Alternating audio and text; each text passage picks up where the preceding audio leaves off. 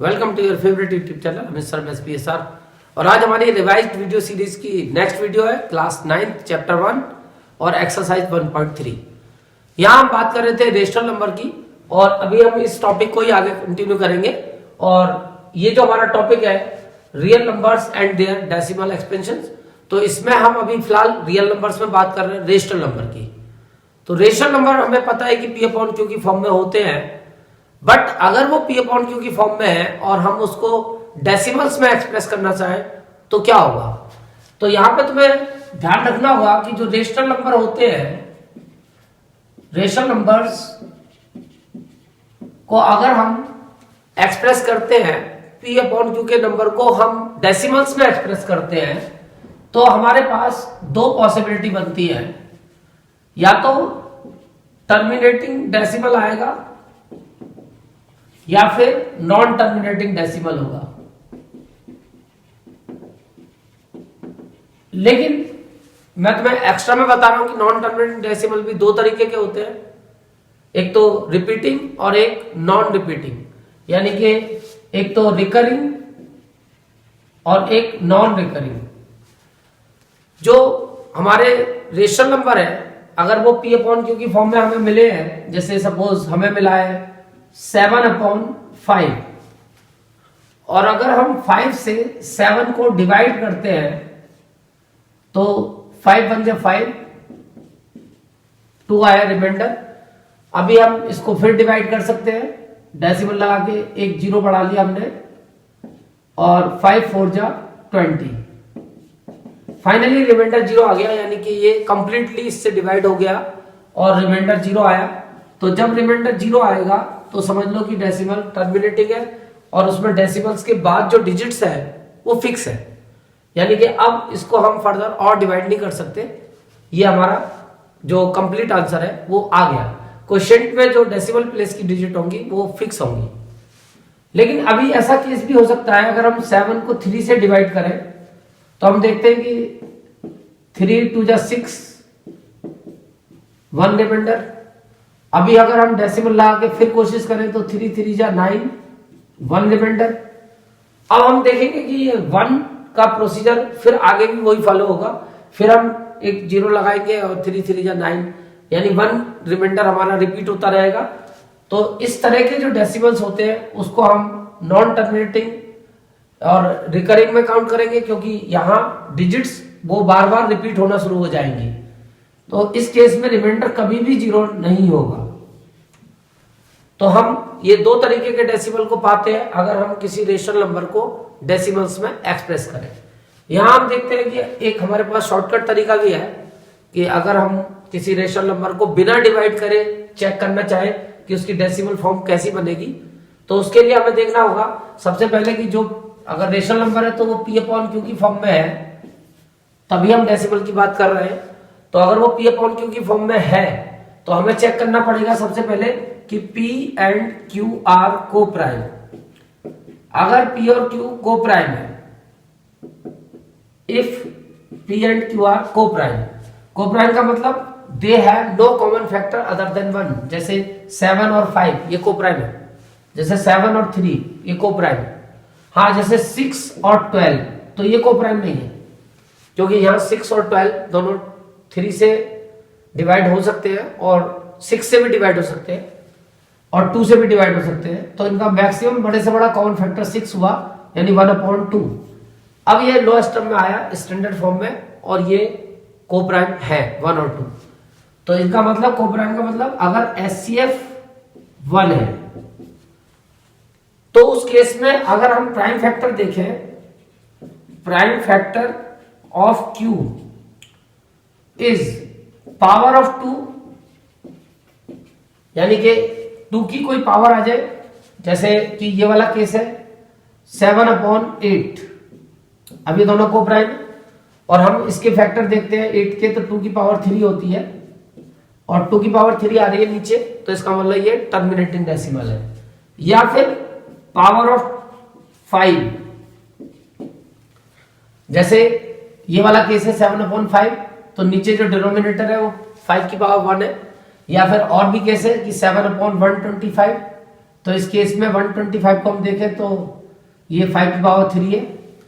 तो इसका मतलब ये वाला अगर केस बनता है कि नीचे केवल पावर ऑफ 5 आती है तो भी वो टर्मिनेटिंग डेसिमल है, या बोथ। जैसे कि 7/20 है, तो अगर हम इसको 20 को फैक्टराइज करके देखें तो 4 5 जा 20, यानी 2 का स्क्वायर इंटू 5 की पावर 1। तो ये पावर ऑफ 2 और पावर ऑफ 5 दोनों आ रहे हैं इसमें, तो भी ये टर्मिनेटिंग डेसिमल रखेगा। तो इस तरह से हम शॉर्टकट में भी चेक कर सकते हैं कि जो हमारा डेसिमल फॉर्म आएगी, अगर हम इसको डेसिमल्स में एक्सप्रेस करें तो वो किस तरह का डेसिमल आएगा। और केस दो ही बनेंगे, या तो टर्मिनेटिंग या नॉन टर्मिनेटिंग रिकरिंग। इसमें बस ये ध्यान रखना है कि 2 और 5 के अलावा कोई और प्राइम नंबर आएगा। अब हम एक्सरसाइज 1.3 पे आते हैं। तो हमारी जो एक्सरसाइज 1.3 है, इसमें जो पहला क्वेश्चन है वो केवल हमें लॉन्ग डिवीजन मेथड से उसको डेसिमल्स में एक्सप्रेस करना है, और वहां पे हमें जो डेसिमल फॉर्म मिलेगी उसके दो ऑप्शन होंगे, या तो टर्मिनेटिंग या फिर नॉन टर्मिनेटिंग रिकरिंग। इसके लिए हमारे पास यहाँ एक्सरसाइज 1.3 में बहुत सारे पार्ट दिए हुए हैं, जिनमें से कि मैं तुम्हें एक्सरसाइज 1.5 का पहला क्वेश्चन थर्ड पार्ट करके बताता हूँ।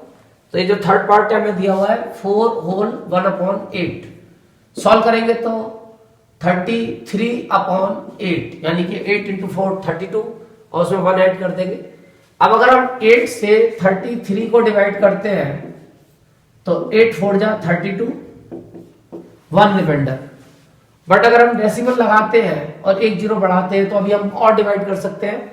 8 1 जा 8, 2। अब 2 के आगे हम जीरो लगा के फिर डिवाइड करें तो 8 2 जा 16, 4, और 8 5 जा 40। अब रिमाइंडर जीरो आया, यानी इसकी डेसिमल फॉर्म जो बनी वो टर्मिनेटिंग बनी 4.125। इसी तरीके से अगर हम इसका फोर्थ पार्ट देखें तो वो है 3/13।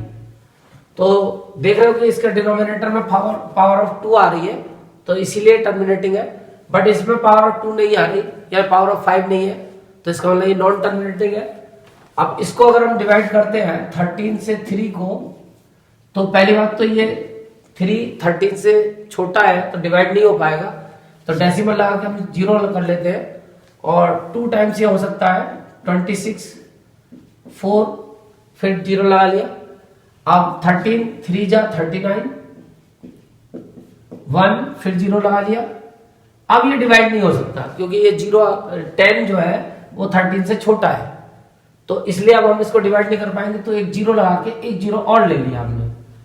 अब हम इसको डिवाइड कर सकते हैं, तो 13 3 जा 39, और 39 13 6 जा, तो 6 3 जा 18, 1 और 6 1 जा 78। इसमें 13 और ऐड कर लो तो 1 और 91, तो ये चला जाएगा 7 जा 13 7 जा 91।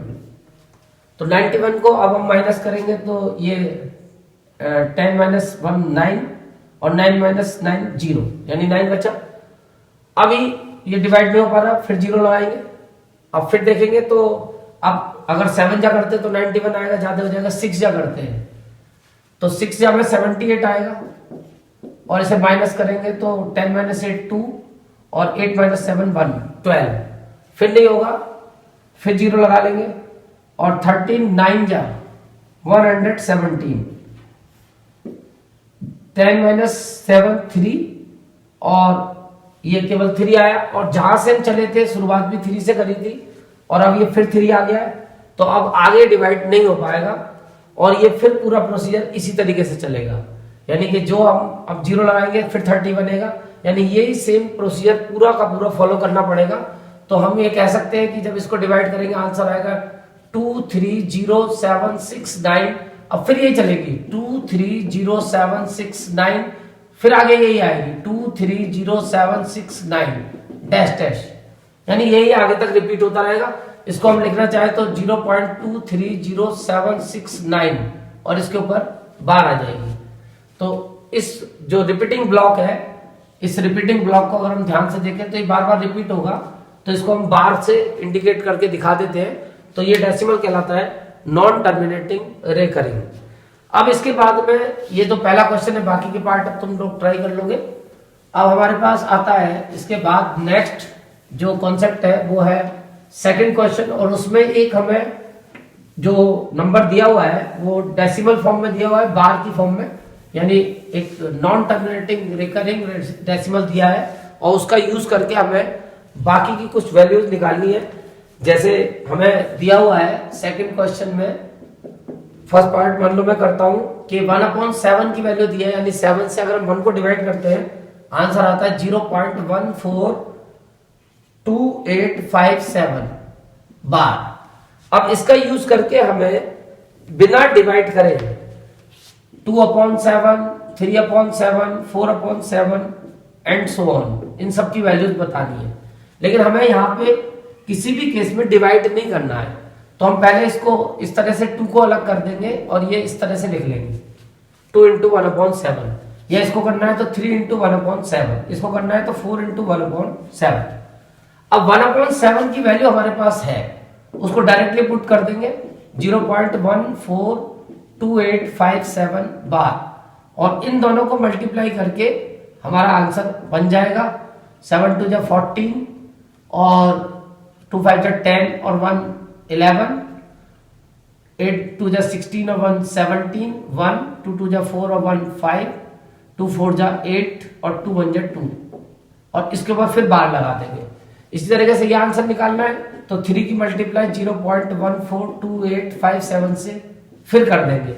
इसका आंसर निकालना है तो 4 की मल्टीप्लाई 0.142857 से कर देंगे, और जो आंसर आते रहेंगे उनको बार में लिख देंगे। तो फाइनली ये हमने बिना डिवाइड करे 1/7 की हेल्प से 2/7, 3/7 और ऐसे करके हमें ये निकालने 6/7 तक। तो ये हमारा क्वेश्चन नंबर 2 था।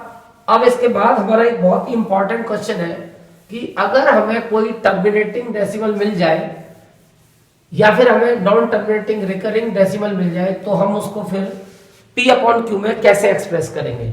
तो सबसे पहले जैसे मैं एक बात करता हूं, एग्जाम्पल नंबर ये है हमारा एग्जाम्पल नंबर 6। एग्जाम्पल 6, इस एग्जाम्पल में हमें एक नंबर दिया है 3.142678, 142678। अब ये टर्मिनेटिंग डेसिमल है और इसे हमें P/Q में दिखाना है। तो ये तो हमने बचपन से किया है कि हम ये डेसिमल हटा देंगे, और डेसिमल हटा के जितनी हमारी ये डिजिट्स हैं डेसिमल के बाद उतने हम 1 के आगे 0 ले लेंगे। 1 2 3 4 5 6, 1 2 3 4 5 6, और अब इसको कैंसिल करके जितना ये कट सकता है कॉमन नंबर से, यानी इनका HCF जो भी होगा उससे डिवाइड करके हमारा आंसर आ जाएगा, और ये आंसर हमारा बनेगा इसमें एग्जाम्पल 6 है ये। फिलहाल इन्होंने अभी कैंसिल करके नहीं दिखाया है, केवल इसको बस ये था कि P/Q की फॉर्म में दिखाना है। बाकी अभी कैंसिल हो सकता है क्योंकि लास्ट में 8 आ रहा है या 0 आ रहा है, मतलब कि दोनों 2 से कट सकते हैं, तो तुम कैंसिल करके लोएस्ट टर्म में इसका आंसर दे सकते हो। तो ये तरीका हो गया कि किसी टर्मिनेटिंग को हम कैसे P/Q में दिखाते हैं।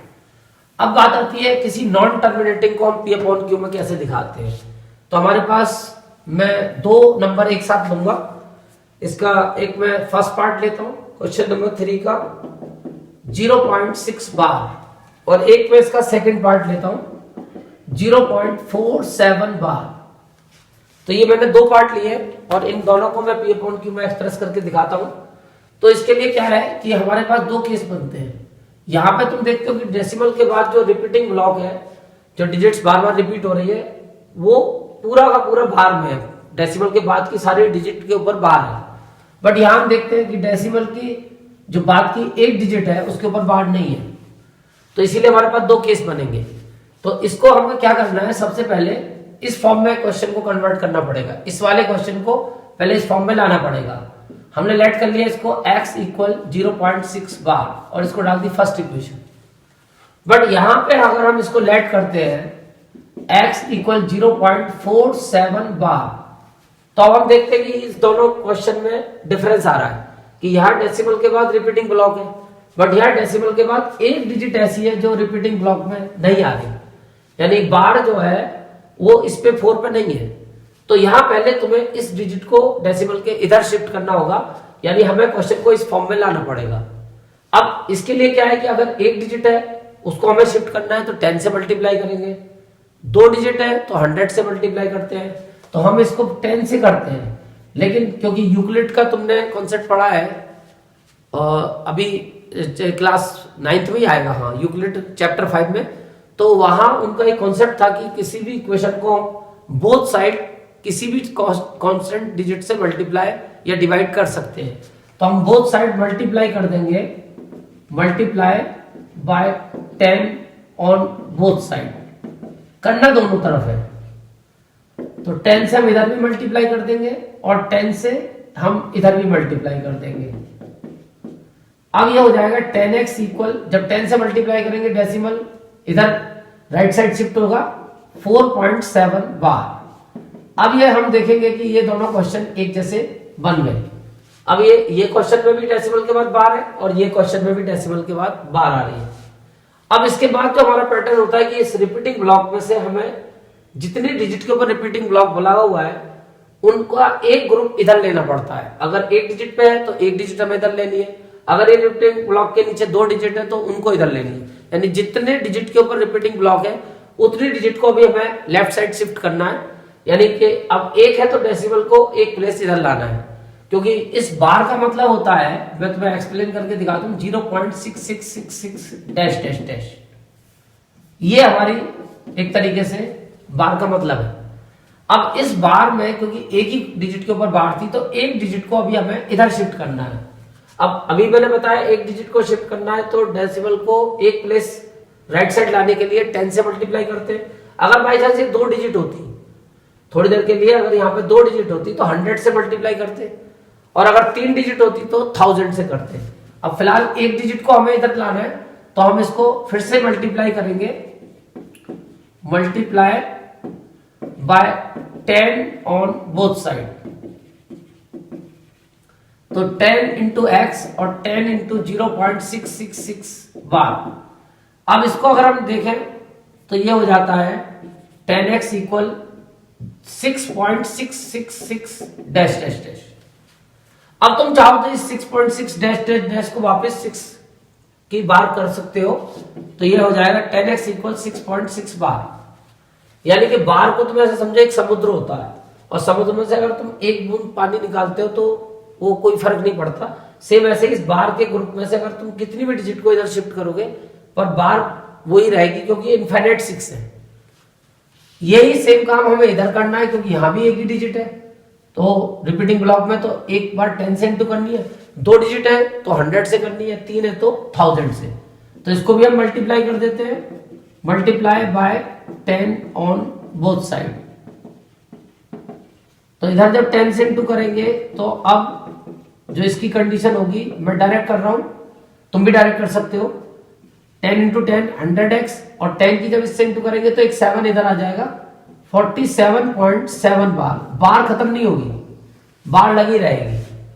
अब ये जो हमारे पास 2 इक्वेशन बनी, इन दोनों इक्वेशन को सब्ट्रैक्ट कर देंगे। मैंने एक तरीके से इसको ही फर्स्ट मान लिया, क्योंकि डेसिमल के बाद ये सेम होंगे तभी 0 आएगा डेसिमल के बाद, और बार खत्म हो जाएगी। तो जब इसको सब्ट्रैक्ट करेंगे, सेकंड में से फर्स्ट को, राइट हैंड में से राइट हैंड को सब्ट्रैक्ट करेंगे और लेफ्ट हैंड में से लेफ्ट हैंड को करेंगे। 6.6 बार और 0.6 बार। तो अब तुम्हें दिख रहा होगा 10 में से 1 गया तो 9x, और इधर बार से बार कैंसिल हुई, डेसिमल में से डेसिमल को माइनस करेंगे, सेम है तो डेसिमल के बाद तो 0 आ जाएगा, और 6 माइनस 0 6। तो फाइनल आंसर 6/9। लोएस्ट टर्म में लिखेंगे तो 3 से डिवाइड हो रहा है, 2/3। यही काम इधर करना है, सेकंड माइनस फर्स्ट। तो एक बार मैं वर्टिकल फॉर्म में लिख के दिखा देता हूं, इसके नीचे इसको लिख लो, ऐसे भी माइनस करके दिखा सकते हो, जैसे तुम्हें अच्छा लगे वैसे कर सकते हो। तो 100 माइनस 10 90x, और यहां बार से बार कैंसिल हो गई, 47 माइनस 4 43। आंसर आ गया 43/90। तो इस तरीके से तुम बार वाले क्वेश्चन को P/Q में एक्सप्रेस कर सकते हो, और ये क्वेश्चन तुम्हारे टेस्ट वगैरह में आएगा। अब इसका एक बहुत ही शॉर्टकट तरीका तुम्हें बता रहा हूं, वो भी कुछ बुक्स में दिया हुआ है, तो उस तरीके को भी तुम ऑल्टरनेटिव मेथड में यूज कर सकते हो अपने टीचर से पूछ के, अगर वो परमिट करता है तो ये मेथड तुम्हारे लिए बहुत शॉर्ट हो सकता है। और इस मेथड के अकॉर्डिंग मैं दोनों को ही उस मेथड से करके दिखा रहा हूं कि वो जो मेथड है हमारा, उस मेथड में एक तुम्हें फार्मूला याद करना पड़ेगा, और ये फार्मूला केवल तभी एप्लीकेबल होगा कि जैसे 0.x बार तुम्हारे पास, यानी एक डिजिट के ऊपर बार है, तो इसका मतलब है x/9, पहला केस। दूसरा केस, अगर तुम्हारी बार 2 डिजिट के ऊपर है तो इसका आंसर xy/99। तीसरा केस, अगर तुम्हारी बार 3 डिजिट के ऊपर है तो इसका आंसर xyz/999। अब तुम फीलिंग को समझ रहे होगे कि हमें अगर एक डिजिट के ऊपर बार है तो बार हटा दो, सीधा 9 में लगा दो। जैसे हम वहां टर्मिनेटिंग में एक डिजिट रहता है, नीचे 10 लगाते, यहाँ पे बस बार है तो तुम्हें 9 लगाना है। 2 डिजिट के ऊपर बार है तो 99 लगाना है। 3 डिजिट के ऊपर बार है तो 999 लगाना है। लेकिन इस केस को फॉलो करने के लिए बस ये ध्यान रखना कि डेसिमल के बाद केवल बार होनी चाहिए। इस वाले केस में काम नहीं चलेगा, यानी इसमें पहले तुम्हें 4 को इधर शिफ्ट करना होगा, उसके बाद फिर ये काम कर सकते हो। अब इसका आंसर तो मैं डायरेक्ट लिख सकता हूं 6/9। हमने इसको x मान लिया तो x = 6/9। कैंसिल कर देंगे तो ये 3 से हो रहा है 2/3। अब इस वाले केस में मान लो हमने इसको लेट कर लिया x = 0.47 बार, तो अभी इसमें ही फॉर्मूला नहीं लग सकता क्योंकि यहाँ पे अभी ये डिजिट विदाउट बार है, तो पहले इसको शिफ्ट करना होगा। तो सबसे पहले तो मल्टीप्लाई करेंगे, multiply by 10 on both side. तो जब दोनों तरफ 10 से मल्टीप्लाई करेंगे, 10x = 10 × 0.47 बार, तो ये हो जाएगा 10x = अब ये डेसिमल एक प्लेस इधर चला जाएगा 4.7 बार। अब इसके बाद हमारे पास जो ये इधर का डेसिमल के इस साइड का जो होल नंबर आएगा उसको पहले ब्रेक कर लेंगे अलग अलग, 4 + 0.7 बार। और इसमें अब ये वाला फार्मूला लग सकता है, ये वाला फार्मूला, यानी कि 10x = 4 + 7/9। अब इसको एलसीएम लेके ऐड कर लो, 10x = 9 एलसीएम आ गया तो 9 × 4 = 36 और 7, तो 10x = 36 + 7 43/9 और मल्टीप्लाई से 10 डिवाइड में जाएगा तो x = 43/9 × 10 यानी 43/90। तो तुमने देखा कि इससे आंसर तुम्हारा शॉर्टकट आ गया, तो तुम शॉर्टकट में ये क्वेश्चन कर सकते हो। अब क्वेश्चन नंबर 4 तुम्हारा यही है, बार में 0.99 को तुम्हें एक्सप्रेस करना है और फिफ्थ क्वेश्चन में 17 से 1 को डिवाइड करके बताना है कि उस रिपीटिंग ब्लॉक में कितने डिजिट है। क्वेश्चन नंबर 6 हम लोग डिस्कस कर चुके हैं, उसमें हमें केवल ये बताना है कि अगर वो को प्राइम है तो क्यू के प्राइम फैक्टर क्या कंडीशन फॉलो करेंगे। तो पावर ऑफ 2 टर्मिनेटिंग के लिए अगर कोई नंबर p/q की फॉर्म में है where p and q are co prime, तो जो q के प्राइम फैक्टर है उनकी क्या कंडीशन होनी चाहिए, तो क्या होनी चाहिए, power of 2 prime factor of q must be power of 2 और पावर ऑफ 5 और बोथ। और क्वेश्चन नंबर 7 और 8 हमारे इरेशनल नंबर के, जिनको मैं इरेशनल नंबर के साथ डिस्कस करूंगा। तो आप ये एक्सरसाइज के तुम बाकी के क्वेश्चंस कर सकते हो और नेक्स्ट वीडियो में इरेशनल नंबर की बनाऊंगा।